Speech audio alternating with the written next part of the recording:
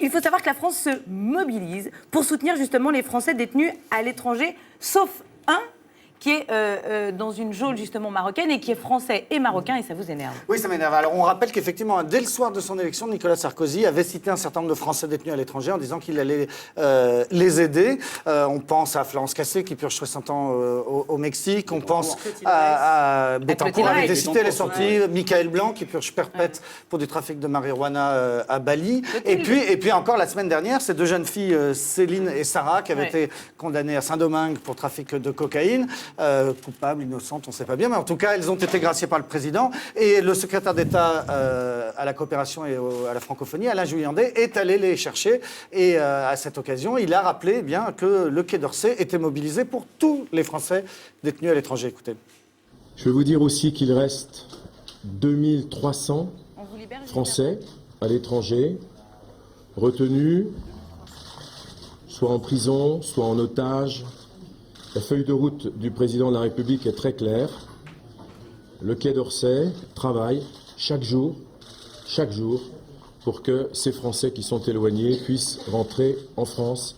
Voilà, 2300 Français détenus à l'étranger et le Quai d'Orsay travaille chaque jour pour eux tous, donc, sauf pour un qui s'appelle Kadour Terzaz. Alors, on le voit ici, il a été numéro 2 de l'armée marocaine. Oui, voilà, numéro 2 à l'état-major de l'armée de l'air marocaine.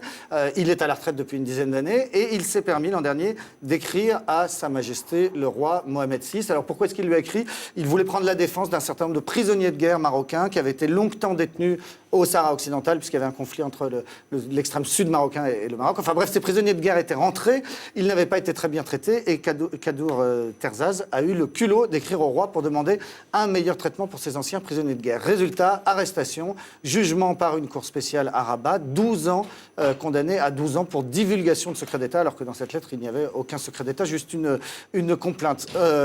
Alors, pourquoi je vous en parle? Vous me direz, les Marocains, il a été numéro 2 de l'état-major, mais il est français aussi. Il dispose d'un passeport français, et il a été décoré chevalier dans l'ordre, on voit son diplôme ici, dans l'ordre de la Légion d'honneur française. Donc voilà, un Français qui a la Légion d'honneur française et qui croupit dans une geôle marocaine pour un délit d'opinion, pour avoir simplement écrit au roi. Sa femme a tenté de demander de l'aide à la France.